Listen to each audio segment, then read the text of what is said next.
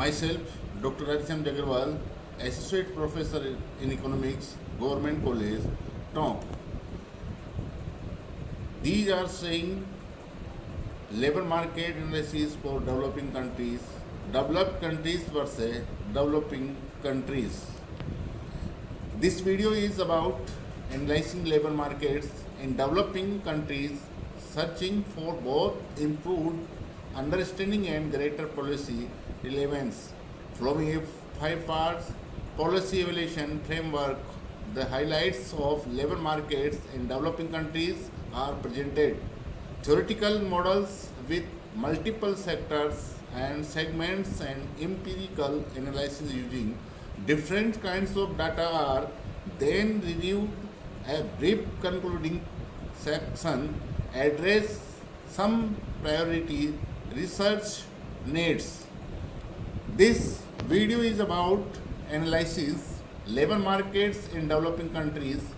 Developing countries include middle income countries such as Thailand, Brazil, and South Africa, as well as low income countries such as Pakistan, Haiti, and Tanzania. Developing is itself something of a European museum in that although many of these countries are achieving economics development, many others are not. The term labor markets will be used in this video to refer to the place where labor services are bought and sold. In some labor markets, people are paid employees selling their labor services to an employer in exchange for a wage or salary. In other labor markets, people are self-employed, also called on account workers, in which they sell their labor services to themselves. Has used here, labor markets is a comprehensive term including both paid employment and self-employment. The focus here is on the labor markets for the poor within these countries.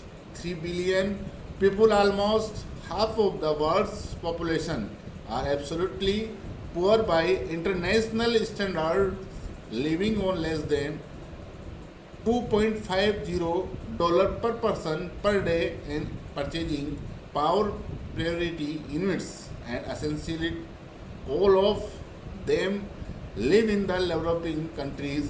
It is often said that the main and often the sole asset of the poor is their labor. So, to understand global poverty, one must understand labor markets and labor earning in developing worlds. The focus here is on labor markets for the people within the countries. There billion, the following policy evaluation framework has proven useful in a variety of contents and forms the basis for the analysis that flows. Policy instruments, models, outcomes, policy evaluation criteria, policy evaluation judgment. The first step is in the frameworks and to clarity the policy instruments under consideration, a law that might be passed, a regulation that might be imposed or removed, a tax, a public expenditure, and the like. This is the action that has been undertaken or that is under consideration.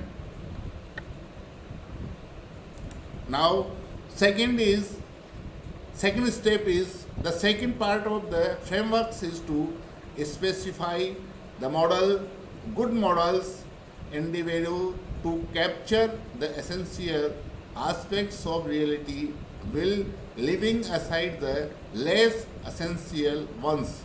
Models can be theoretical or empirical. The best ones involve an interplay between the two.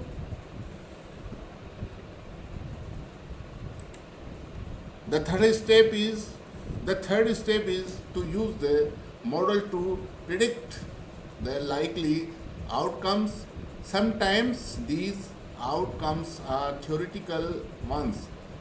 Extra, the policy action in question will increase outcome variable y if parameters 9 is greater than a critical value 9 star and decrease it otherwise their times the outcomes are empirical ones, e.g.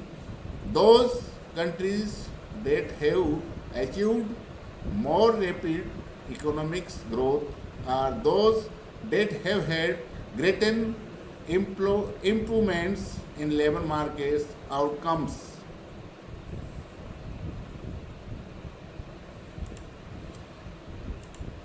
The fourth step, the fourth step is for the evaluator to specify the policy evaluation criteria.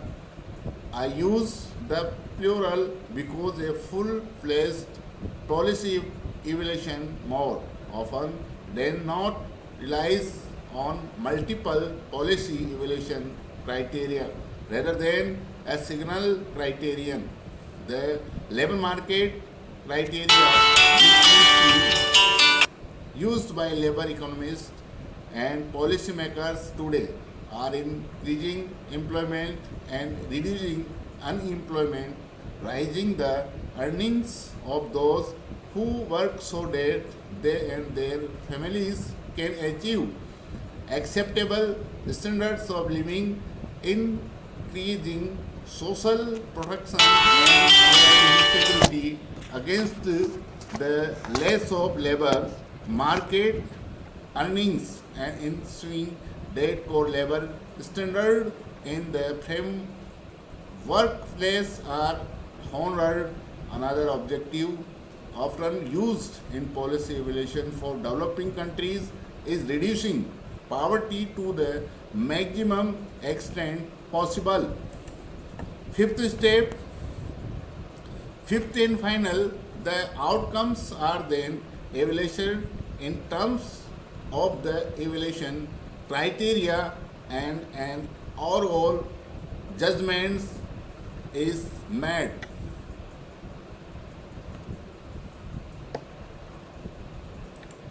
Assignments, what specific labor market objective or objectives are you trying to achieve and by what welfare economic criterion or criteria will you decide if your objectives is are being achieved. Thanks.